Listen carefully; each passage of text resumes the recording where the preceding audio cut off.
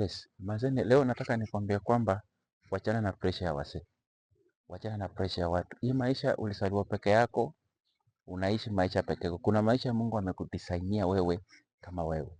Mungu hajadesign wewe uishi maisha kama vile ya wenzako. Sasa wacha kufuata watu wengine.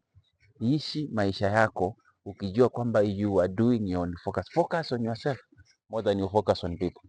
Because ukiacha kufocus kwa watu wengine hautakuwa disappointed. But if you're going to focus on others, manze utaumia. So mimi nakwambia ishi maisha yako, so long as unajua unaishi kwa will ya God, unafanya mapenzi ya Mungu. Wewe ishi maisha yako na utie bidii kwa maisha, Mungu atabariki kazi ya mikono yako. Lakini wachana na maisha ya watu wengine. Wale wanaendelea kwa sababu ni wakati wao wa kuendelea. Wewe pia wakati wako ikifika utaendelea na Mungu atakubariki. Sasa mimi nakwambia kwamba wachana na pressure ambazo unapata kutoka kwa wengine and focus kwa maisha yako. Mungu akubariki.